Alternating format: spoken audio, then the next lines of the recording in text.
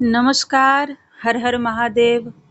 हम मीनू झा अपने लोकनिके स्वागत करै छी।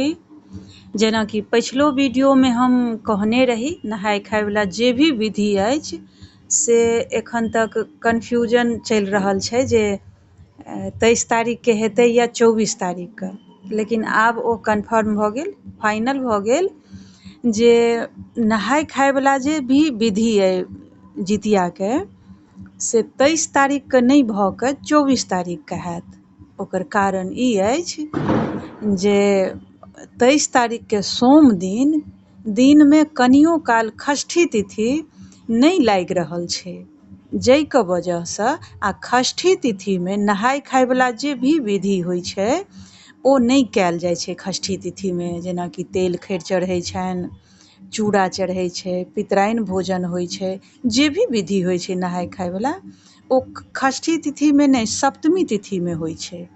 तऽ 23 तारीखके सोम दिन ई षष्ठी तिथि कनियो काल नहि लगै छै दिनमे।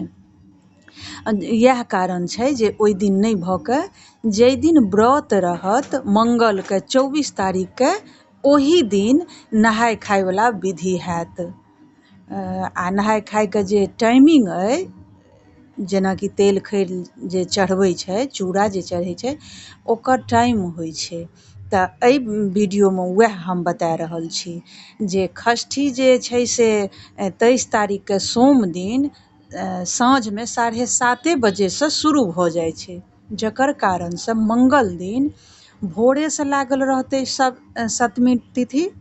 तऽ ओहिके वजहसँ से अपने लोकनिके कोनो टाइमके प्रतिबन्ध नहि यऽ जे कतेक बजेसँ कतेक बजे करब, ठीक छै। भोरेसँ लऽ कऽ जखन तक इच्छा हुए, आ जखन तक कि मतलब 12, 2, 3, 4 बजेके पहिले अपने लोकनि कऽ सकै छी नहाय खायवला जे भी विधि होइए से। किएक तऽ मङ्गलके से लेटके अष्टमी शुरू हेतै, 6 बजेके बाद छै, 6:06 तऽ अपने लोकनि 12, 1 बजे 2 बजे तक आरामसँ कऽ सकै छी। कोनो घाइ नहि छै आ कोनो टाइमके प्रतिबन्ध नहि छै, ठीक छै। ई जानकारी फाइनल अछि जे मङ्गलेके से नहाय खायवला जे भी विधि अछि एहिबेर से व्रते दिन हैत।